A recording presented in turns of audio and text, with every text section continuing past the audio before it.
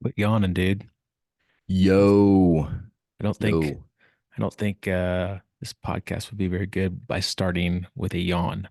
man. I didn't start it with a yawn. I yawned Lock it up. before we started. Do you Lock think it it'd up. be awesome to start with your mouth full of just food and you're like you were doing about 3 minutes ago? I don't even think you finished. Like, why don't you take a second, take some time to yourself and clean out your palate. I can hear all the nastiness. It was mixed nuts. I was Yeah, having I some know. some nuts for a snack. Yeah, you did. Yeah, you did. Uh, hey, so we are in Faith Month in TKM. We did a faith podcast that came out as we're recording it. We're recording on Monday, and it came out today.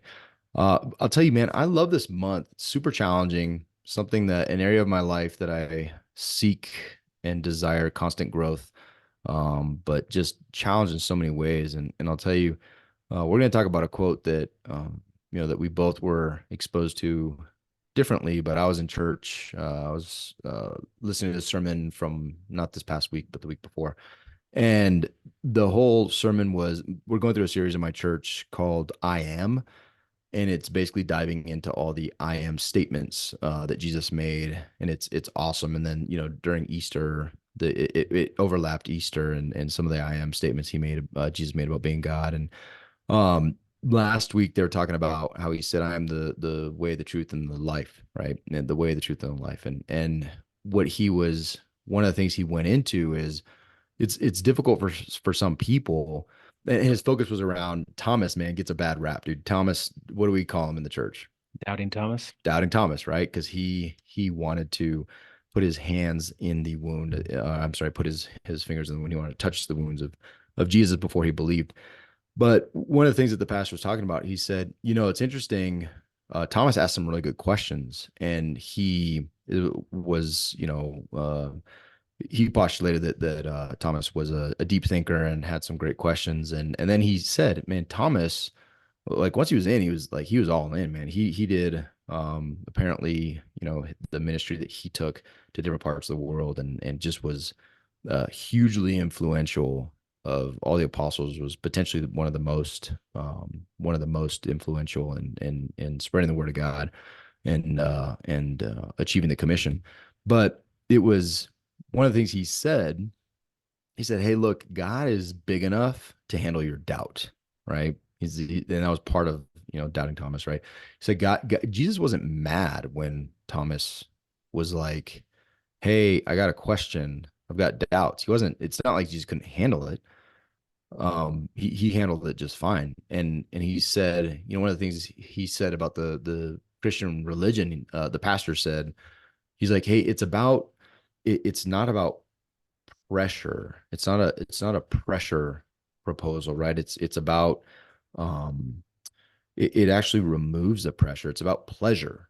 The ability to be able to serve Jesus is about pleasure. It's about a life that is more profound, has meaning, has all these different it's a better life. It's not easier, and it's not necessarily without persecution. He said, but it takes all the pressure off. It's Jesus wasn't ever pressuring. It's a choice that you can make. And then there's consequences to your choice. You choose, or you choose not, or you choose not to choose, but ultimately it's up to you. It's not like, it's not, Jesus doesn't never pressured. And he said the doubting part of it, he can totally handle that. And here's a quote that he said that stuck with me, and then you highlighted it via different means. We didn't talk about this. It's just a text you sent today. But my pastor said, he said, the enemy of faith is not doubt, it's certainty.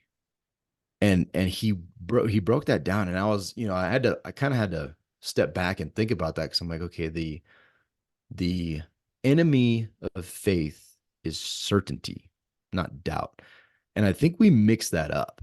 I think when we stop having doubts and stop having questions, and when we're so hard lined, and a lot of people call that, fundamentalism, and this idea that I have zero questions and zero doubts, like I know exactly what the answer is. He said that's the enemy to faith.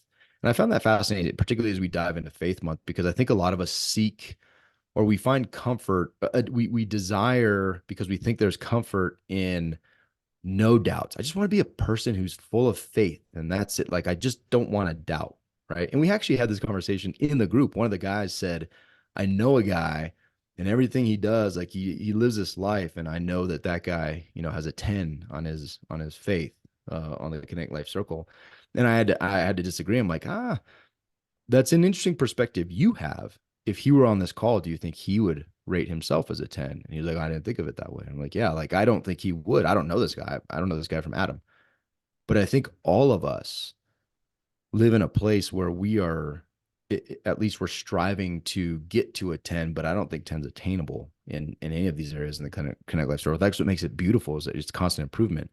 But point being, someone like Doubting Thomas, if you end the story with Doubting Thomas, with the Doubting Thomas part, and you don't dig deeper into what he did after and where he spread, and I think he went into India, and I need to do a deep dive on his life further because it got me really, really fascinated and interested in what happened after that.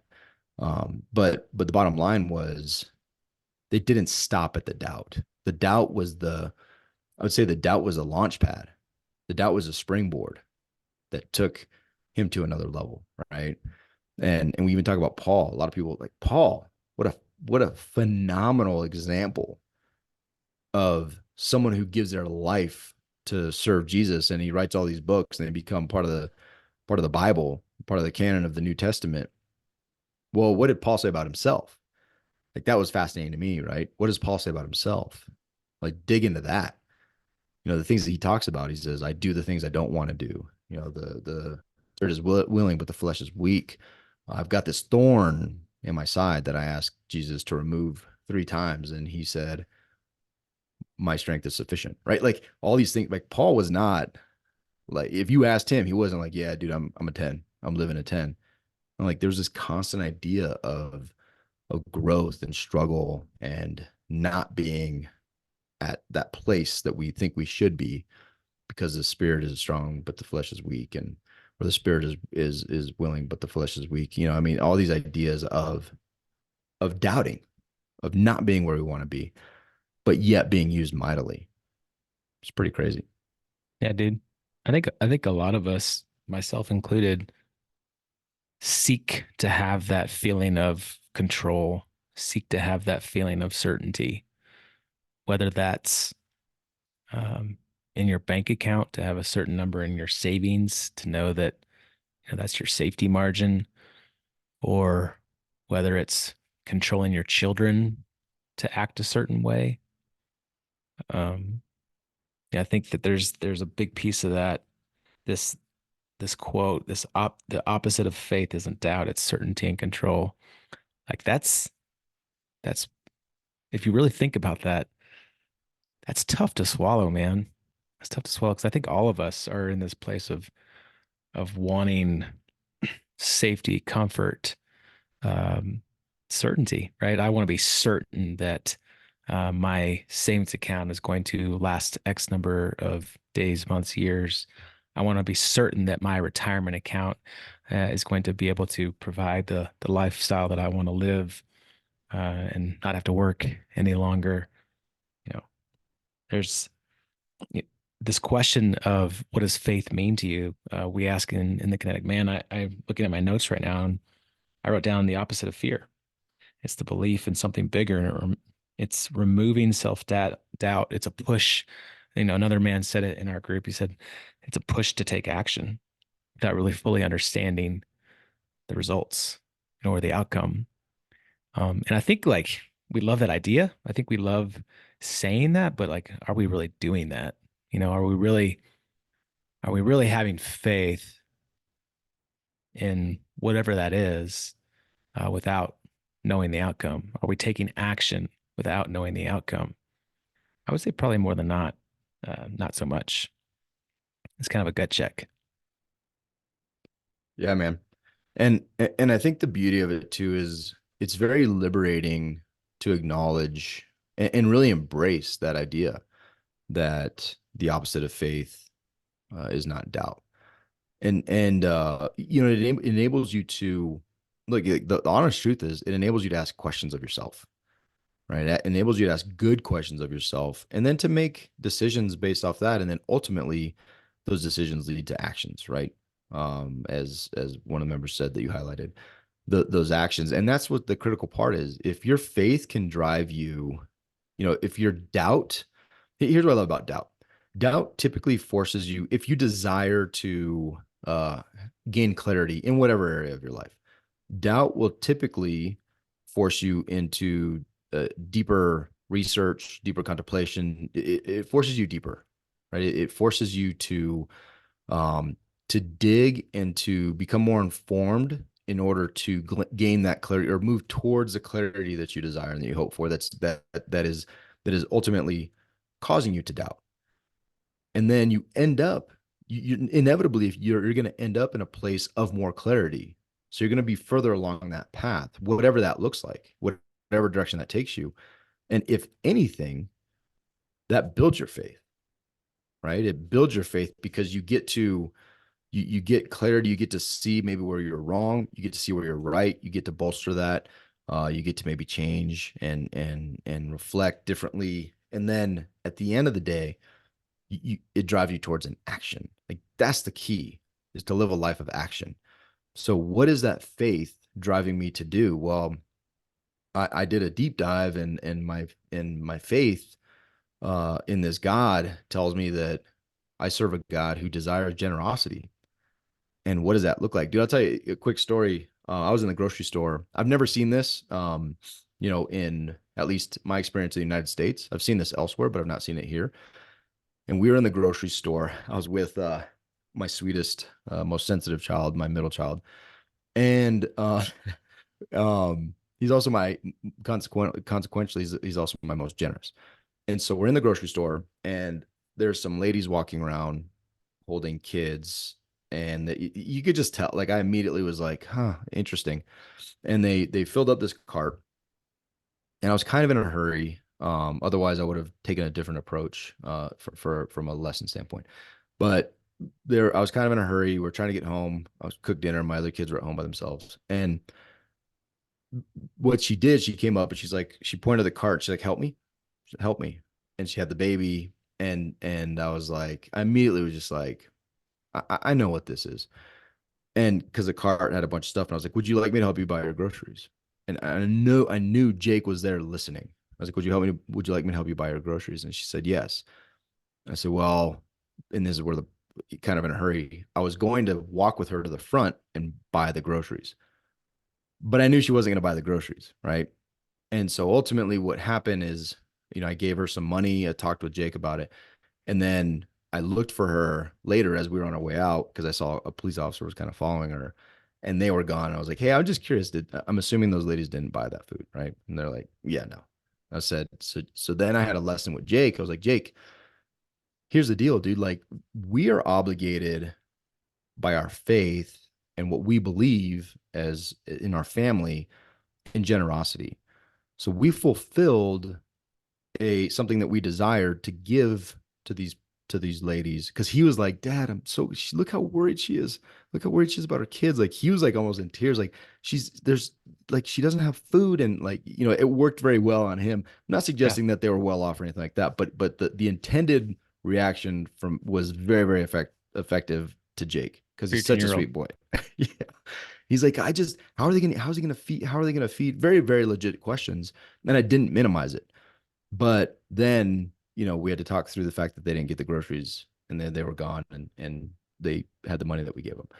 But ultimately, it was a good conversation in our obligations because of what our faith calls us to be generous.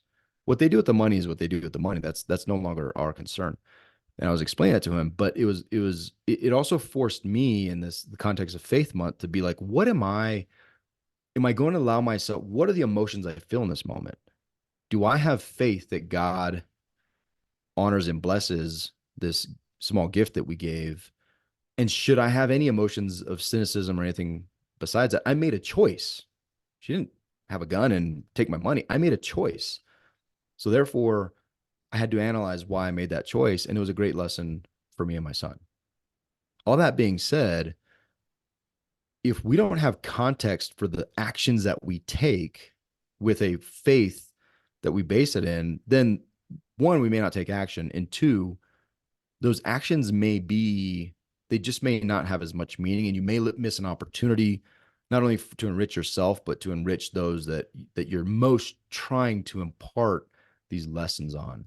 And I think Jesus, that's why he does not fear and has no issue with our doubt, because he knows that's the process that he's walking with us through, right?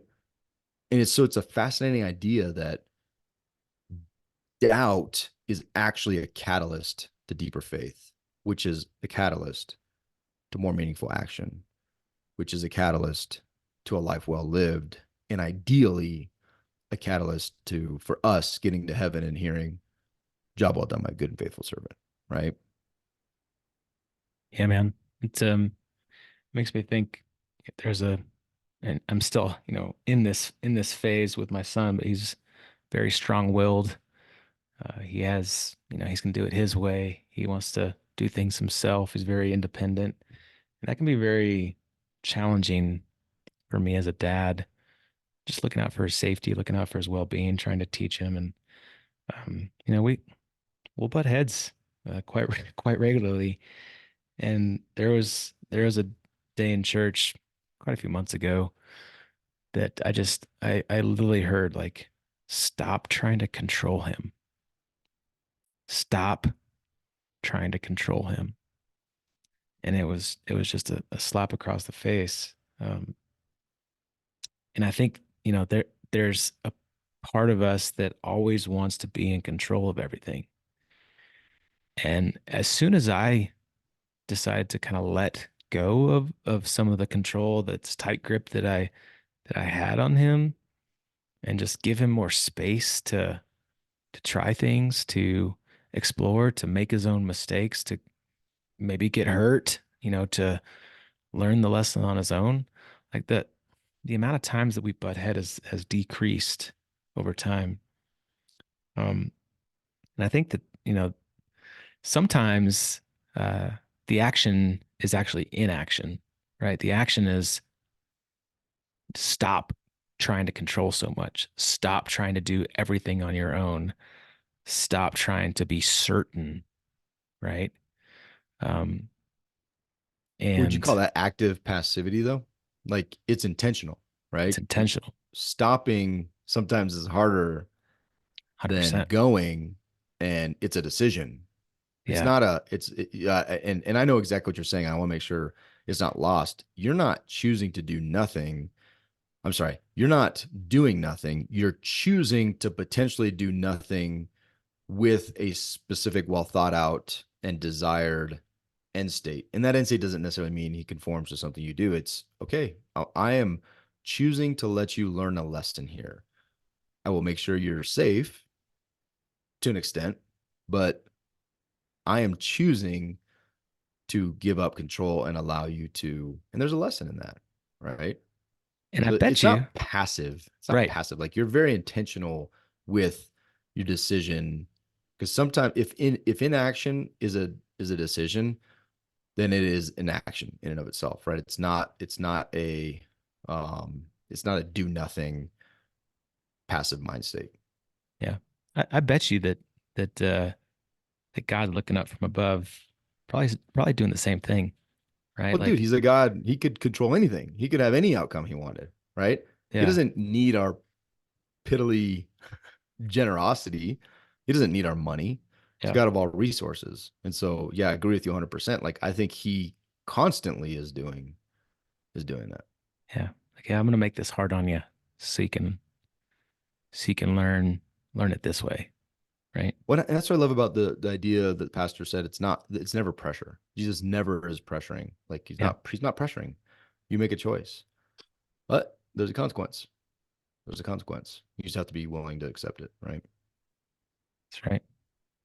The other question that we ask is, when was your faith most tested? And that's an interesting thought exercise, and interesting um, look at when was your faith most tested, and what happened to change that faith. more often than not, that faith is tested in hard situations, right? In failures, in difficulty, in challenging times. It's not. It's not in certainty. It's not in, you know, you controlling the situation. That's what your faith is tested, and that's when it actually really comes to light. Yeah. I mean, we have guys that in the group that have gone through some significant life events, like the loss of a child. We've had that with a couple guys in the group, and man, you want to talk about faith? You want to talk about being shaken? You want to talk about where these men specifically were and are now? Pretty crazy conversations there, right?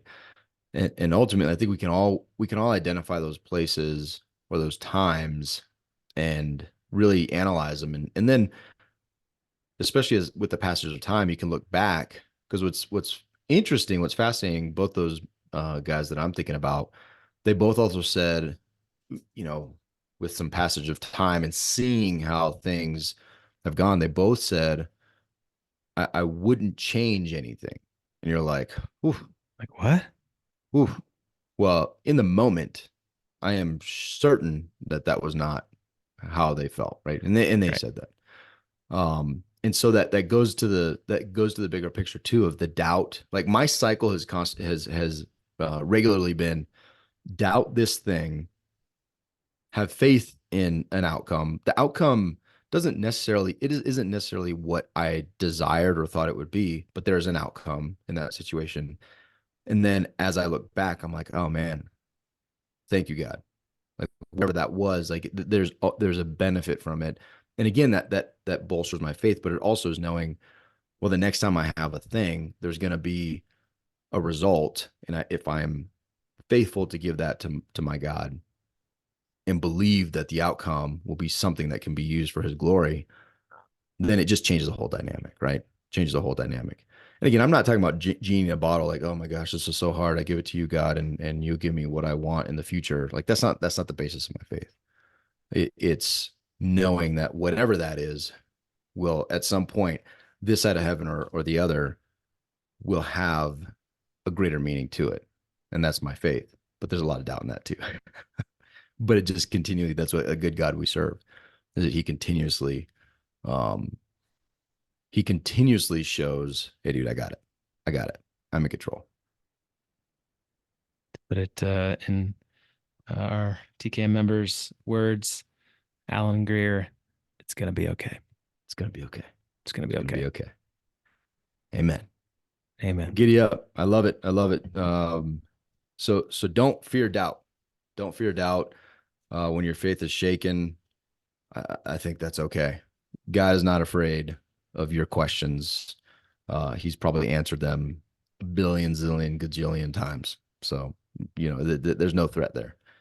And the same is true as we talk about our faith and defend our faith or whatever. Like I never defend my faith. I don't have to.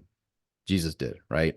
And That's so right. as we look at this conversation and also the way that we interact with others, I would just encourage people, especially Christians, I would encourage you, you don't have to fight and get angry and defend your faith. Like Jesus, he's big enough. Like he did it. He took care of it.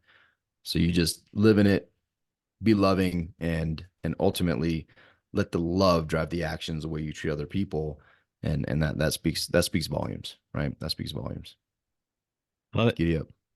Giddy Giddy up. up. See ya. See ya.